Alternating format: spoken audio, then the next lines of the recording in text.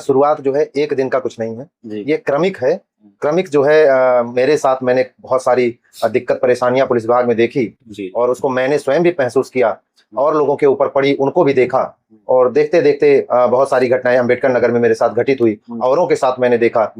फिर रायबरेली में मेरी पत्नी की पोस्टिंग है, वहां पे मैंने देखा कि एक चिकित्सा प्रतिपूर्ति को जो है रिम्बर्स करने के लिए 4500 रुपया घूस देना पड़ा। मैं घूस ना तो लेने का तो चांस ही नहीं और ना ही मैं उसमें कोई इंटरेस्ट रखता हूँ, क्योंकि हमारे घर की परवरिश ही इस तरह की है। मेरे पिताजी ने पुलिस में नौकरी पाने के तुरंत बाद उन्होंने हमको कसम दिलाया था कि जो है घूस मत लीजिएगा, चाहे जो करिएगा। तो उस तरह की हमारी परवरिश है, हमारे पूरे परिवार की उसी तरह से परवरिश है। तो घूस लेने का सवाल ही नहीं, लेकिन देना भी मुझे कतई पसंद नहीं था, लेकिन मजबूरी बस देना पड़ता था। अगर नहीं देते तो मेरा चीज अंदर टीस रहती थी, परेशानी महसूस होती थी। और हमको एक सरकारी आवास आवंटित है जनपद रायबरेली में पुलिस लाइन के अंदर। तो इतनी जर्जर स्थिति है, वो घर कम बम ज्यादा लगता है कि उस कभी वो जो है गिरेगा और पूरा परिवार, पूरा और लोगों का परिवार जो हमारे पुलिस परिवार के लोग हैं उनका सबका जो है वो हो जाएगा, खत्म हो जाएगा, हो सकती है निश्चित तौर पे दुर्घटना घटेगी और सबके लिए सलामी शस्त्र की व्यवस्था हो जाएगी। अभी तो किसी के कान में जू नहीं रेंग रहा है। मैं हर पॉडकास्ट, हर वीडियो में ये जरूर चर्चा कर रहा हूँ कि इस तरह के क्षतिग्रस्त घर हैं, पूरी दीवारें फट गई हैं, वो किसी दिन बम की तरह फट जाएगा। बार मैं एक महिला को देखा था, वो सीसीएल बच्चों के चाइल्ड केयर लीव लेने, बच्चों की परवरिश के लिए चाइल्ड केयर लीव लेने के लिए गई, तो बेचारी को डांट के भगा दिया गया। वो बाहर आके रो रही थी। तो मैंने पूछा कि बहन क्या दिक्कत? कही भैया सीसीएल लेने गए थे, डांट के मुझे भगाए हैं। ये एक दिन में कोई मैं नशा नहीं करता हूँ कि नशेड़ी हूँ और एक दिन से अचानक से मुझे गुस्सा आया और मैंने सबको हिला के रख दिया। एक पूरी तरह से मैंने ऑर्गेनाइज ढंग से इसको इम्प्लीमेंट किया और पूरा प्लान में मैंने किया कि इसकी बात जो है, जो कान में तेल डाल के बैठे ग्लैमर वाले लोग हैं, ये सो रहे हैं, इनको झकझोर देता हूँ, कम से कम ये उठें और जो कमियां हैं उनको रिफॉर्म किया जाए। वो पासपोर्ट बनवाने की रिपोर्ट लगती है, उसमें रिपोर्ट लगती है। मैं कहता हूँ उसको बुलाने की जरूरत क्या है? जो कुछ भी है, सारे आपके उसके क्राइम हिस्ट्री जो कुछ भी है सब उसके पास है, तो उसको बुलाने की जरूरत क्या है? बुलाना है तो आप प्रधान जी से और किसी माध्यम से उसको पहचानवा लीजिए, बिल्कुल। लेकिन उसको बुला के आए दिन ये बात उठती है 1000 रुपए 15 चल रहा है ये प्रचलन। कभी वो लोग आरोप लगाते हैं कि मैं ही नहीं लेता हूँ, ये कप्तान साहब तक पैसा। बिल्कुल बिल्कुल ऐसे ही कहते हैं, ऐसे ही सब जनता के सामने कहते हैं। अगर आप कोई वीडियो बनाइए तो बन भी जाएगा। नहीं कहते हैं लोग, और ये सच्चाई है क्या? इसमें कोई सच्चाई है? निश्चित तौर आप मुझे कोई ऐसा, ये कभी कभी ऐसा भी होता है कि जनता के सामने ये बताने का उद्देश्य इनका ये रहता है कि आप जानते रहो बहुत ऊपर। जैसे पश्चिम बंगाल में वहां के मुख्यमंत्री जी ने ऐसी व्यवस्था की कि अब जितनी महिला पुलिसकर्मी हैं उनको उनके गृह जनपद में पोस्टिंग और उनके बगल के थानों में पोस्टिंग दे दिया गया। उसी तरह मैं माननीय मुख्यमंत्री जी से मांग करता हूं कि जो हमारी बहन बेटियां, हम पुरुषों के लिए नहीं कहते हैं, चलो हम लोग कर लेंगे, क्योंकि किसी न किसी को तो मान लीजिए रहना पड़ेगा, चले जाएंगे, लेकिन हमारी बहनों को, हमारी जो नारी शक्तियां हैं, उनको, उनके बच्चे हैं, उनका अपनी सास ससुर की सेवा करना है अपनी। नमस्कार, गांव देहात मुलाकात की सीरीज में आप सभी का स्वागत है। इस सीरीज में हम आपकी मुलाकात गांव देहात के ही ऐसी शख्सियत से कराते हैं जिन्होंने अपने क्षेत्र में बेहतर काम किया है, समस्या के खिलाफ आवाज उठाई है, एक ऐसे भ्रष्ट व्यवस्था के खिलाफ जिन्होंने क्रांति जगाने का काम किया, जिससे उस व्यवस्था में काफी कुछ परिवर्तन आ रहा है। तो ऐसी स्थिति में आज हमारे साथ जो शख्सियत हैं, सुनील शुक्ला हैं। इस समय इस चेहरे को आप लोग देख रहे होंगे, हर दिन आपके सोशल मीडिया पे भी आप इनकी बातों को सुनते हुए अक्सर इनसे आपकी मुलाकात हो जाती होगी। आप उत्तर प्रदेश पुलिस में सिपाही हैं और इसी मई के ही महीने में आपने क्रांति जगाई। पुलिस प्रशासन में जो व्यवस्थाएं हैं, जो जहां पर समस्याएं हैं, जो कमियां हैं, जिनमें परिवर्तन होना चाहिए, सुधार होना चाहिए, इसको लेकर के इन्होंने एक वीडियो अपना बनाया था और उसी वीडियो के बाद से ही लगातार आप चर्चा में आए। इसके बाद आपके कई सारे वीडियो आते हैं और फिर जो है मीडिया के माध्यम से भी आप अपनी बात रखते हैं और उसके बाद प्रशासन की ओर से आपके खिलाफ जो है कार्रवाई की जाती है। सुनील जी, आपका बहुत बहुत स्वागत है जी। नमस्ते। और जो क्रांति आपने शुरू की है, हम लोगों की नजर में वो क्रांति है कि आपने व्यवस्था के खिलाफ बोलना शुरू किया जी। और कहाँ से इसकी शुरुआत हुई और कब लगा कि इसके खिलाफ आवाज उठानी चाहिए? मौखिक रूप से भी या लिखित रूप से भी आपने उसमें प्रयास किया था कि इसमें परिवर्तन आए? बिल्कुल बिल्कुल। ये शुरुआत जो है एक दिन का कुछ नहीं है जी। ये क्रमिक है। क्रमिक जो है मेरे साथ मैंने बहुत सारी दिक्कत परेशानियां पुलिस विभाग में देखी जी। और उसको मैंने स्वयं भी महसूस किया और लोगों के ऊपर पड़ी उनको भी देखा और देखते देखते बहुत सारी घटनाएं अंबेडकर नगर में मेरे साथ घटित हुई, औरों के साथ मैंने देखा। फिर रायबरेली में मेरी पत्नी की पोस्टिंग है, वहां पे मैंने देखा कि एक चिकित्सा प्रतिपूर्ति को जो है रिम्बर्स करने के लिए 4500 रुपया घूस देना पड़ा। मैं घूस ना तो लेने का तो चांस ही नहीं, और ना ही मैं उसमें कोई इंटरेस्ट रखता हूँ, क्योंकि हमारे घर की परवरिश ही इस तरह की है। मेरे पिताजी ने पुलिस में नौकरी पाने के तुरंत बाद उन्होंने हमको कसम दिलाया था कि जो है घूस मत लीजिएगा, चाहे जो करिएगा। जी। तो उस तरह की हमारी परवरिश है, हमारे पूरे परिवार की उसी तरह से परवरिश है। तो घूस लेने का सवाल ही नहीं, लेकिन देना भी मुझे कतई पसंद नहीं था, लेकिन मजबूरी बस देना पड़ता था। अगर नहीं देते तो मेरा काम ही नहीं होता। तो ये चीज अंदर टीस रहती थी, परेशानी महसूस होती थी। और हमको एक सरकारी आवास आवंटित है जनपद रायबरेली में, पुलिस लाइन के अंदर। तो इतनी जर्जर स्थिति है, वो घर कम बम ज्यादा लगता है। अच्छा। कि उस कभी वो जो है गिरेगा और पूरा परिवार, पूरा और लोगों का परिवार, जो हमारे पुलिस परिवार के लोग हैं, उनका सबका जो है वो हो जाएगा, खत्म हो जाएगा। दुर्घटना हो सकती है, निश्चित तौर पे दुर्घटना घटेगी और सबके लिए सलामी शस्त्र की व्यवस्था हो जाएगी।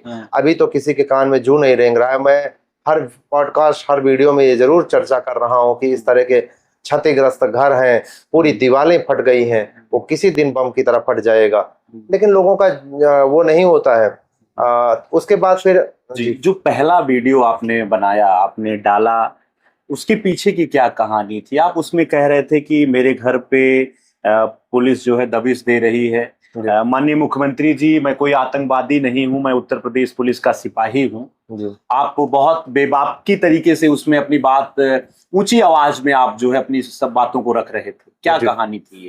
बिल्कुल, मैं पहला वीडियो जो बनाया था वो पुलिस लाइन लखनऊ के अंदर गन्ना डी में चल रहे भ्रष्टाचार के गिरोह का मैंने पर्दाफाश किया था।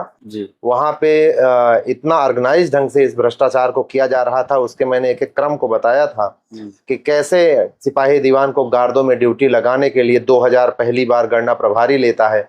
उसके बाद गार्ड कमांडर के माध्यम से जो है पैसा गणना प्रभारी तक आता है, वो अपना हिस्सा काटकर आरआई महोदय अपना हिस्सा काटकर शीर्ष अधिकारियों तक पहुंचाते हैं। ये एक बहुत बड़ी पीड़ा और बहुत बड़ी वेदना थी लोगों के अंदर। में देखता था कि 45-50 हजार वेतन पा रहा है, 2000 रुपया उसको स्टार्टिंग से देना पड़ता है। बहुत तकलीफ होती है। 2000 में बच्चों का दूध का पैसा हो सकता है, माता पिता के इलाज की दवा का पैसा हो सकता है, लेकिन अनायास अगर जब देना पड़ता है और तो फिर ये तकलीफ होती है।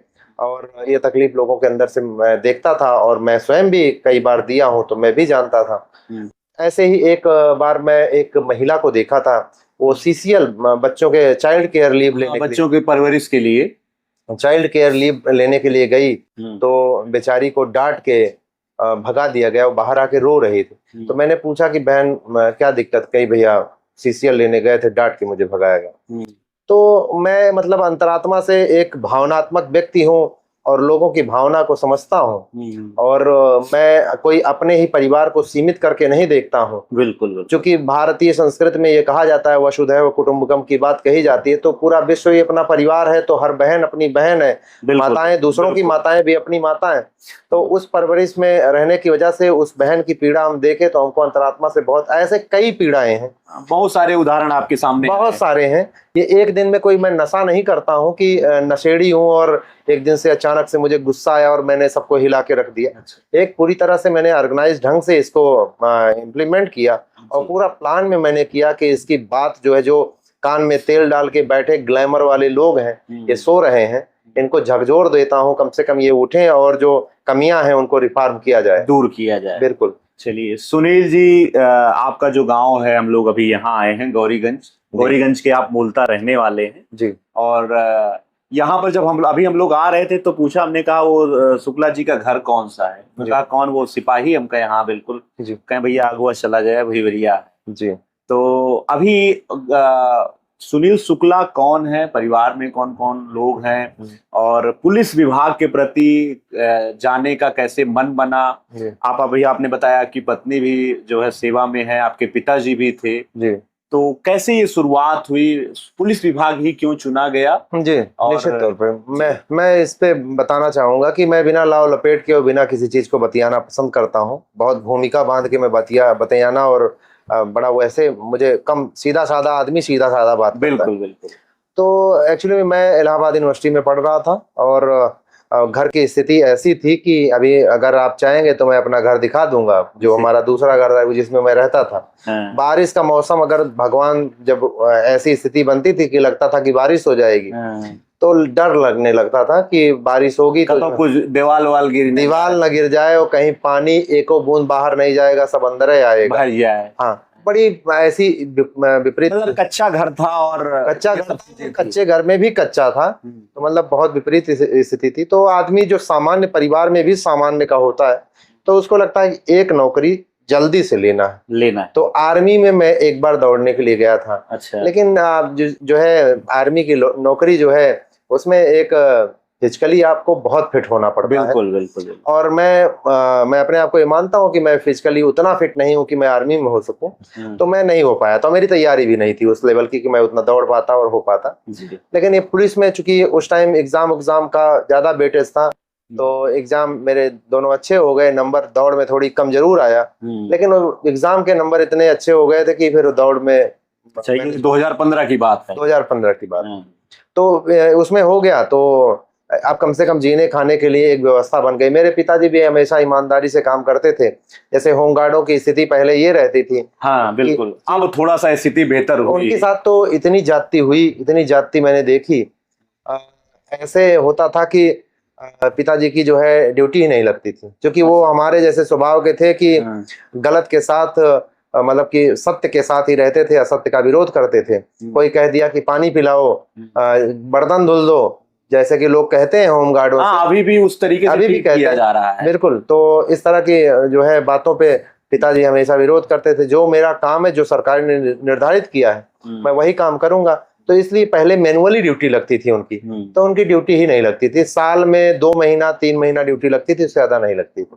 जितनी ड्यूटी उतने का ही पैसा मिलता, उतना ही पैसा मिलता था। लेकिन अब जो है होमगार्ड में ऐसी व्यवस्था हो गई ट्रांसपेरेंसी की, ड्यूटी लखनऊ से लग के आती है, जिसकी लग के आएगी वो करेगा। अब तो होमगार्ड बहुत अच्छा काम कर रहा है और बहुत बढ़िया विभाग हो गया है। और कुछ कमियां हैं, वो जैसे छुट्टी की समस्या है उन लोगों की, अगर छुट्टी की समस्या को दूर कर दिया जाए तो मुझे लगता है कि होमगार्ड, जैसे प्राइमरी के टीचरों को सबसे बेस्ट नौकरी माना जाता है, उसी तरह से होमगार्ड में अगर छुट्टी की व्यवस्था कर दिया जाए तो सबसे बेस्ट विभाग हो जाएगा। पुलिस विभाग में होमगार्ड, हाँ, होमगार्ड विभाग बहुत अच्छा हो जाएगा। और मुझे लगता है कि वहाँ के लोग बहुत अच्छे हैं, जो आईजी साहब जी लोग हैं, एडीजी साहब हैं, जल्दी इसको भी कर देंगे कि छुट्टी की व्यवस्था कर देंगे। एक चूंकि मनुष्य है, मेरी बहन भी है, इसलिए भी मैं ज्यादा अच्छे से जानता हूँ। तो अगर उसमें छुट्टी की व्यवस्था कर दी जाए, अगर मैं कहता हूँ कि महीने में 2 ही 3 छुट्टी कर दी जाए, तो चूंकि मनुष्य है, नैसर्गिक जरूरत पड़ती है, तो वो हो जाएगा तो जरूर अच्छा काम हो जाएगा। तो परिवार में आपके पिताजी जो है होमगार्ड में थे, उसके बाद आपका सिलेक्शन होता है, फिर आप सेवा में आते हैं जी। तो क्या उम्मीद थी, किस मानसिकता के साथ, किस संकल्प के साथ आपने पुलिस विभाग ज्वाइन किया? निश्चित तौर पे मैं, रियलिटी में आपको क्या मिला? मैं पुलिस विभाग में ज्वाइन भी इसलिए किया था कि मैंने पहले बताया कि हमारी स्थिति गड़बड़ थी, मुझे जल्दी से कोई नौकरी चाहिए थी, आर्थिक रूप से संबल प्रदान। तो बिल्कुल, तो मैं पुलिस में ज्वाइन कर लिया। क्षमताएं मेरी थोड़ी और भी हो सकती थी कि मैं थोड़े दिन रुकता तो कहीं और भी होता। लेकिन विश्वविद्यालय के आप छात्र थे। हाँ, लेकिन जल्दी से नौकरी चाहिए थी, तो जल्दी से नौकरी में मुझे पुलिस विभाग में मैंने ज्वाइन कर लिया। अच्छा, इसमें जो है स्कोप भी था कि अच्छा काम भी कर सकते हैं, लेकिन अच्छा काम करने के लिए फिर अच्छी व्यवस्था और उनको लोगों को एप्रिसिएट करने की भी जरूरत होती है। लेकिन उस एप्रिसिएशन की बहुत कमी थी कि जैसे सबका मूलतः थाना में लोगों का उद्देश्य यही रहता है कि आप कोई अच्छा, मतलब जैसे मैं 112 में गया नौकरी करने के लिए, मैं इसलिए इस चीज पे चर्चा करना चाहता हूँ कि जो कमियां हैं हमारे शीर्ष अधिकारियों तक पहुंचे, चूंकि ज्यादातर चापलूस लोग वहां तक जाते हैं और चापलूस लोग अपनी चापलूसी में सारी चीज बताते हैं, तो उसमें सुधार नहीं हो पाता है। लेकिन मैं अपने शीर्ष अधिकारियों को बताना चाहता हूं कि क्या क्या कमी को मैं फेस किया हूं। अब चूंकि मैं तो वोकल हो गया हूं, मैं तो सबके सामने कह ही रहा हूं, तो मैं उन कमियों को दूर बताता हूं, तो जिससे आप जो है बैठे वहां पे चीजों को समझ पाएं और उसको दूर करने में एक सफल प्रयास कर पाए, माननीय मुख्यमंत्री जी तक बात पहुंचे और माननीय मुख्यमंत्री जी इसमें अगर कुछ इंप्लीमेंट कर पाए तो जनता का बड़ा लाभ हो जाएगा। बिल्कुल। जैसे क्या होता था कि मैं जाता था तो देखता कि नाली का कोई विवाद, राजस्व में नाली का विवाद, जैसे नाली का विवाद है तो आदमी पहले पुलिस को ही बुलाता है। वो मामला मेरा हो ना हो बात अलग है, लेकिन अगर छुटपुट बातें अगर दो आदमी इकट्ठा करके अगर कोई बिना विवाद कराए अगर चीजों को सुलटा दिया जाता है तो कोई गलत बात नहीं है। तो जैसे मैं 112 में नौकरी करता था, कभी नाली का विवाद है पहुंचा जी, तो मैंने देखा कि ऐसे होना चाहिए। आदमी जो देखता है वो समझ जाता है कि ऐसे हो तो कोई दिक्कत नहीं। तो मुझे लगता था कि ऐसे हो जाए तो कोई दिक्कत है, लेकिन वही थाने के जब सिपाही दीवान दरोगा के पास वो मामला पहुंच जाता था तो वो उसके इतर बात करने लगते थे, उल्टी बात करने लगते थे। उल्टी बात करेगा तो धन की उगाही होने का स्कोप बनता है, चांस वो इसलिए नहीं काम करते थे कि इन दोनों लोगों में शांति हो जाए, मामला आपस में मामला सुलझाने के बजाय उलझा देते थे। और उलझाने पे मुझे बहुत पीड़ा, इस चीज की भी बहुत पीड़ा होती थी कि जनता में पुलिस अगर सही से ठीक ढंग से काम करे और ऐसी तंत्रीय व्यवस्था का निर्माण किया जाए, जैसे हमारे माननीय मुख्यमंत्री जी वो एक अच्छे हृदय के व्यक्ति हैं। अगर मुझे लगता है कि उन तक बात ये पहुंचे और तो उसमें कुछ नकेल कसी जाए, बिल्कुल तो नकेल कसी जाए तो निश्चित तौर पे जनता का बड़ा लाभ हो सकता है। जो पुलिस जाती है, मान लीजिए जैसे चरित्र सत्यापन के लिए आते हैं तो उसमें भी लोग उम्मीद करने लगते हैं कि 100-200 मिल जाए। मैं कहता हूं कि ऐसी व्यवस्था होनी चाहिए कि चरित्र सत्यापन के लिए आना ही ना पड़े। बिल्कुल, ऑफिस में आएंगे तो जरूर वो कह देंगे मिठाई खिलाओ। अरे मिठाई क्या, उनका अपने लड़के की शादी कर रहे हैं कि आपको मिठाई खिलाएं, और वो स्वयं बेचारे दाल पी के आए हैं मटर का, वो आपके लिए मिठाई लेके आए। क्यों लेके आए? आप इतना पैसा पा रहे हो, आप क्यों खा नहीं सकते हो?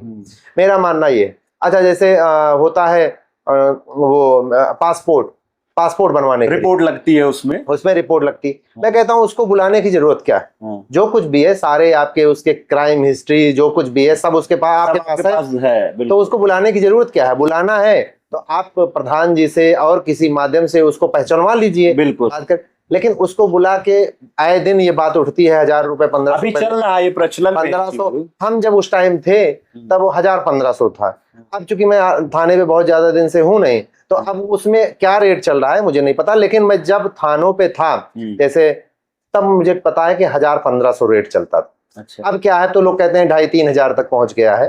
लेकिन मुझे लगता है कि इसको ऐप के माध्यम से ऐसा सिस्टम कर देना चाहिए इसमें जनता को नहीं पिसना चाहिए। मिला के रिपोर्ट लगाने के नाम पे, करेक्टर सर्टिफिकेट बनाने के नाम पे, पासपोर्ट के नाम मतलब पे, ऐसे समझिए कि जहां पे स्कोप है हर उस पॉइंट पे उस पे पैसा लगता है, और ये हम नहीं जानते, हर व्यक्ति जानता है। हाँ, कुछ इंडिविजुअल व्यक्ति ऐसे हो सकते हैं जो जैसे कुछ विचारधारा के होते हैं वो नहीं लेना चाहते हैं, बिल्कुल, तो वो उनका व्यक्तिगत व्यक्तित्व है, वो नहीं लेना चाहते। लेकिन जहां पे स्कोप है वो ऐसे लोग ही बैठते हैं 10-15 कमा के दे सके, वो लूटने की व्यवस्था में ऐसे लोगों को बैठाया जाता है। कभी वो लोग आरोप लगाते हैं कि मैं ही नहीं लेता हूं, ये कप्तान साहब तक पैसा जाता है। बिल्कुल ऐसे ही कहते हैं, ऐसे ही सब जनता के सामने कहते हैं। अगर आप कोई वीडियो बनाइए तो बन भी जाएगा, नहीं कहते हैं लोग, और ये सच्चाई है क्या? इसमें कोई सच्चाई है?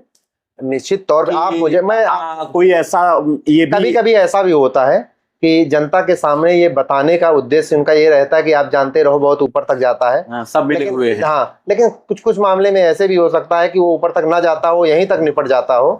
लेकिन ऐसा भी हो सकता है कि ऊपर तक भी जाता हो, क्योंकि हर व्यक्ति जो है कहीं ना कहीं, मैं इसी चीज का विरोधी आदमी हूँ। मैं चाहता हूँ कि ऐसी व्यवस्था बनाई जाए। मेरे पास प्लान भी है कि मतलब केवल ऐसे भी अभी मैं एलिगेशन ही नहीं लगा रहा हूँ, मेरे पास वो प्लान भी है कि मैं वो जो चाहता हूं, मैंने जैसा सपना देखा है भारत को निर्माण का, अगर उस चीज को पुलिस विभाग में इस तरीके की व्यवस्थाएं, जैसे आपने आरोप लगाया, चीजें हैं जी, इन कमियों को कैसे दूर किया जाए, तो क्या प्लान है? क्या उसके लिए एक सेपरेट वीडियो मैं कभी बनाऊंगा तो उस प्लान पे ही चर्चा करूंगा, तो ज्यादा बेहतर रहेगा, क्योंकि वो विस्तृत है और उसको कई सारे एग्जांपल देके मुझे समझाने पड़ेंगे।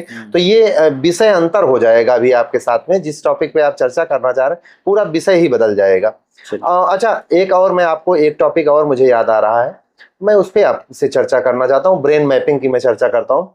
एक मामला लखनऊ में बड़ा हाईलाइट चल रहा था कि अगर 10 लाख रुपया लेकर आपके ऊपर रेप का मुकदमा लगवा दिया जाता, उसमें पुलिस की मिली भगत से, क्योंकि पुलिस के SHO और अधिकारियों से तो मिलना पड़ेगा तभी आपके ऊपर रेप का केस लिखवाया जाएगा।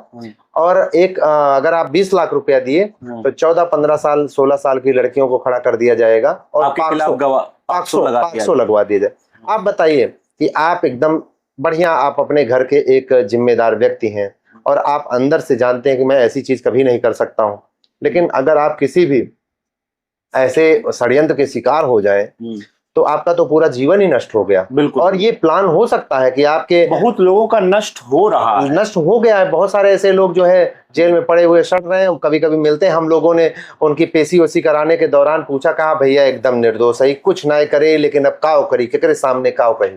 तो उन न्याय लोगों उनको मिलने की उम्मीद बिल्कुल खत्म हो जाती है। वो अपनी न्याय की उम्मीद ही छोड़ देते हैं कि अब मेरे साथ अन्याय होने के लिए मैं पैदा ही हुआ। मतलब अगर शुरुआती दौर में पुलिस उनके साथ इस तरीके की चीजें ना करती, मैं आपको बताऊं कि आप ये किसी से उम्मीद करेंगे कि वो ना करते, तो वो उनका व्यक्तिगत विचार है। जो आदमी रोज देख रहे हैं कि 1000 रुपया, 20,000 रुपया, 10,000 रुपया लेते पकड़ा जा रहा है, जब वो पैसे पे ही इतना ज्यादा बिक सकता है तो किसी के एक टाइम के बाद मानवता उसकी मर जाती है और वो पैसे पे ही काम करने लगता है। मैं चाहता हूं कि ऐसी व्यवस्था बने कि जैसे ब्रेन मैपिंग जैसी चीजें हैं, जैसे ये कि कोई भी एलिगेशन किसी के ऊपर लगा देता है और उसको उठा के जेल भेज दिया जाता है, 7-8 साल जेल में सड़ता रहता है। मैं चाहता हूं जिले स्तर पे ब्रेन मैपिंग की व्यवस्था हो। अच्छा। कि अगर मान लीजिए कोई भी व्यक्ति है, उसके ऊपर इस तरह के आरोप लगते हैं और मैं जानता हूं कि मैंने नहीं किया है, तो मैं जिले स्तर पे जाके ब्रेन मैपिंग करा लूं कि सर ब्रेन मैपिंग मेरा करवा लीजिए और मैं निर्दोष हूं। हाँ, दोषी पाया जाता, अगर दोष पाया जाता हूं तो उसी हिसाब से साक्ष्य संकलन हो। तो इसमें मैं आपको बताऊं,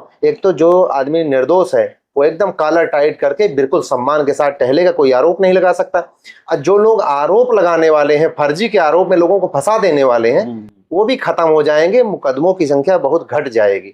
ये बहुत सकारात्मक। मैं तो एक चीज और कहता हूं कि जैसे एक स्लोगन है कि एक रोटी कम खाएंगे लेकिन अपने बच्चों को पढ़ाएंगे, उसी तरह मैं एक और कहता हूं कि एक रोटी कम खाएंगे लेकिन ब्रेन मैपिंग को लागू कराएंगे। बिल्कुल। चलिए, तो ये बहुत अच्छा आपने विषय उठाया जी। इसके अलावा कुछ विवाद जैसे हो जाते हैं कि गांव में पड़ोसी का पड़ोसी से विवाद है, झूठा लोग मुकदमा लिखा देते हैं, और कुछ क्योंकि हमारे यहाँ जातिगत व्यवस्थाएं हैं तो ऊपरी जो जातियां हैं, जो बड़ी जातियां हैं, उनके ऊपर छोटी जातियों के हिसाब से लोग आरोप लगाते हैं और SC ST का मुकदमा लोग लिखा देते हैं जी।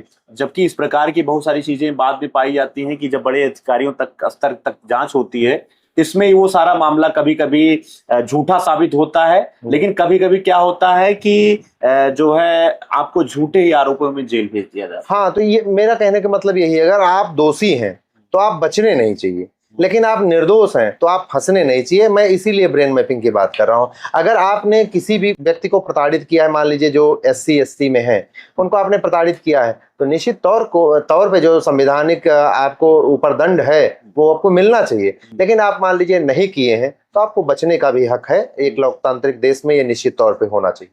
चलिए, आप का जो पहला वीडियो आया था, आपने उसमें कहा था कि मैं माननीय मुख्यमंत्री जी से आग्रह करना चाहता हूं कि ये जो काला कानून है, काले अंग्रेज हैं जी, आपने उस कानून का भी जिक्र किया था कि जो अंग्रेजों के समय बनाया गया उसमें उतना परिवर्तन नहीं किया गया।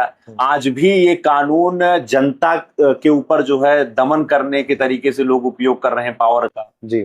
इसमें कुछ मेरा मानना यह है कि 1861 का जो पुलिस रेगुलेशन एक्ट है वो इसलिए बनाया गया था कि राज करना था 1861 में। 1857 का जो हमारा पहला स्वतंत्रता संघर्ष था जी जी, उसमें जो है ऐसे फिर से स्वतंत्रता के लिए लोग मांग न करने लगे, आंदोलन न करें। विद्रोह हम उसको नहीं कहेंगे, हम उसको वो ही कहेंगे कि हमारा पहला स्वतंत्रता संघर्ष है, संग्राम है, और मैं अपने हक की लड़ाई मांग रहा था।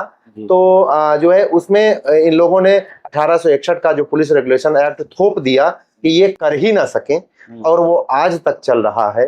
तो ये मुझे लगता है कि हमारे क्रांतिकारियों के लिए एक गाली जैसा है, उनको एक अपमानित करने जैसा है कि उनको दमन करने के लिए जो कानून आया था वो आज भी प्रासंगिक है।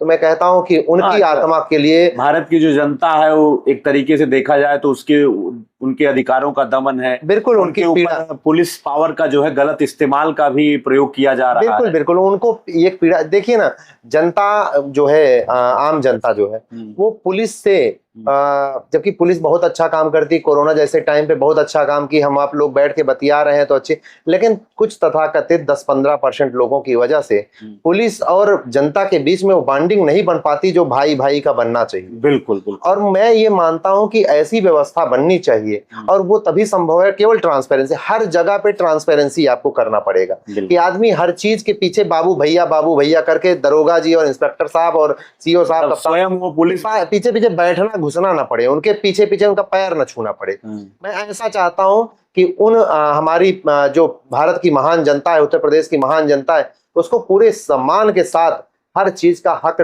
जानने और समझने का मौका हो। मैं वही चाहता हूं, वही मेरा सपना है। इस सपने को मैं पूरा करने के लिए पूरा जी जान लगा दूंगा और हर जगह न्याय अपने लिए भी लूंगा, और चूंकि मैं भी भारत का स्वतंत्र नागरिक हूं और जनता के लिए भी वो चीज मैं प्रयास करूंगा। चलिए, आपने एक मुद्दा और उठाया था, विषय और उठाया था कि पुलिस विभाग में जो महिला आरक्षी या महिलाओं की जो नियुक्तियां होती हैं, वो अगर किसी बड़े पोस्ट पे ना हो, जैसे वो आरक्षी हैं या होमगार्ड हैं, तो उनके साथ बहुत उनका शोषण किया जाता है जी। आपने उनके स्वास्थ्य को लेकर भी बात की, उनकी छुट्टियों की भी बात की, और जो है महिला शौचालयों की जो स्थितियां हैं, इन सब के बारे में आपने बात की कि ये सब समस्याएं अभी बरकरार हैं। बिल्कुल। तो आपका अपना अनुभव, आपने मेरा अनुभव यह है कि जैसे मैं आपको बताऊं कि महिलाएं, जैसे अपने घर में आप कोई बेटा हो आपका और एक बेटी हो, तो बेटा को आप जो है एक बार डांट भी देते हैं, लेकिन बेटी को नहीं डांटते। बेटियों को हमारे यहाँ देवी की तरह माना जाता है। एक हमारे यहाँ भारतीय संस्कृति में ये है, बिल्कुल बिल्कुल। तो हमारे विभाग में लेकिन इससे बिल्कुल इतर व्यवस्था है कि मतलब पुरुष मान लीजिए उसको एक बार आप थोड़ा कह के डांट के भी अगर बात कर लिए तब भी चलो चल जाता है, लेकिन आप जब किसी महिला से, किसी बेटी से, भारत की नारी शक्ति से आप इस तरह अपमानित करके बात करते हैं तो बड़ा इमोशनल कर देने होता है। और आए दिन इस पुलिस विभाग में छुट्टी को लेकर एक रोना बहुत ज्यादा रहता है और महिलाओं को इसका दंश झेलना पड़ता है।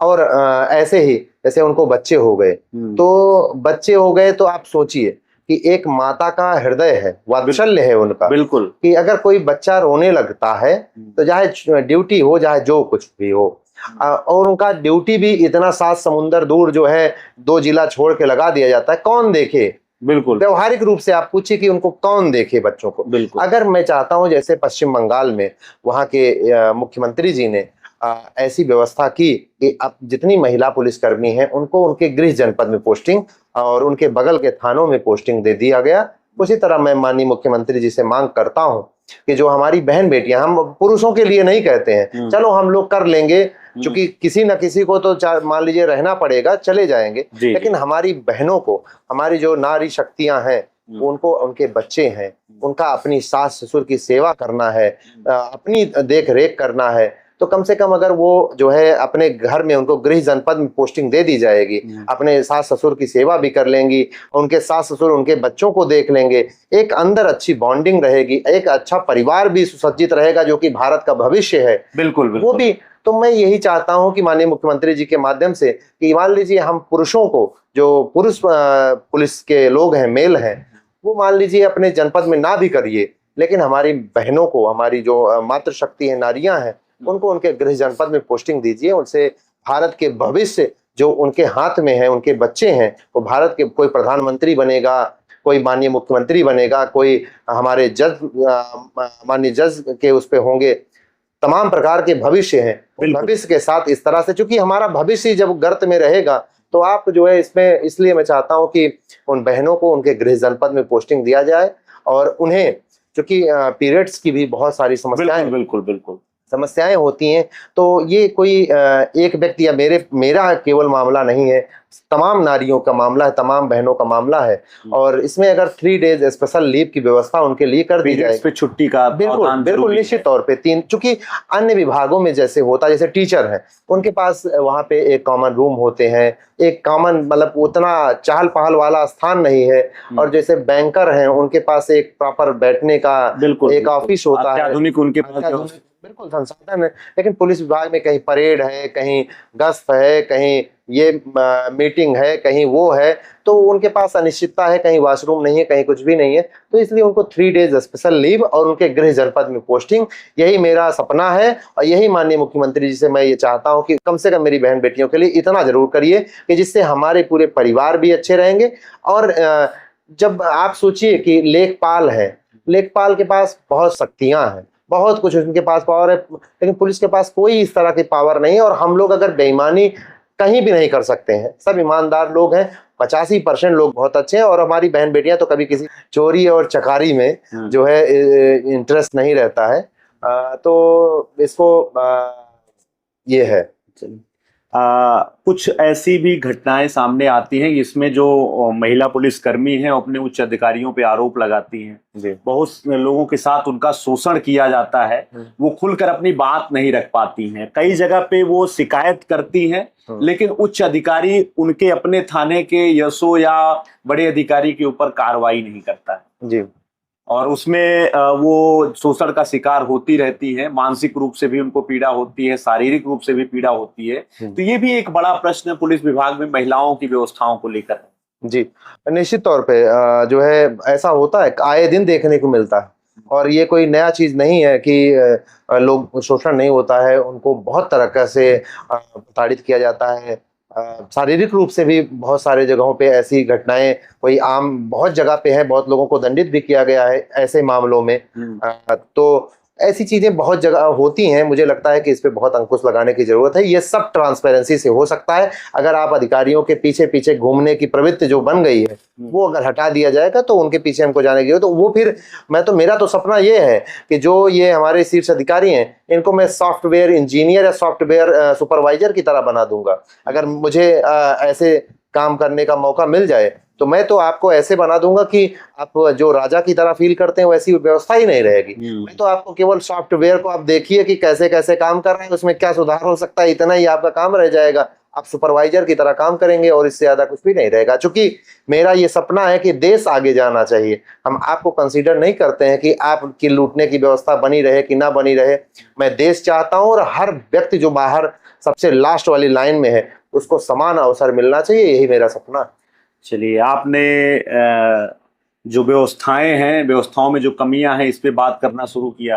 आप चाहते हैं कि हमारा देश आगे बढ़े, महिला पुलिस अधिकारियों या महिला जो आरक्षी हैं पुलिस सेवा में, उनके खिलाफ जो है शोषण उनका ना हो, और जहां कहीं भी पुलिस विभाग में पुलिस वाले को घूस दे रहे हैं, भ्रष्टाचार जो व्याप्त है, आप इन सबको दूर करने की बात करते हैं। जी बिल्कुल। उसके बाद आपके उच्च अधिकारियों के द्वारा एक वीडियो संदेश जारी किया जाता है, सुनील शुक्ला के खिलाफ जांच की व्यवस्था शुरू होती है और कुछ दिनों बाद पता चलता है कि उनका निलंबन हो गया। ये कार्रवाई कहां से आई? आप तो बात कर रहे हैं। देखिए, बिल्कुल ये एकदम सत्य है कि सत्य इतना महंगा है ना, अब इस समय बहुत मतलब दुर्लभ चीज हो गया है। लोगों को सत्य लेकिन अच्छा लगता है।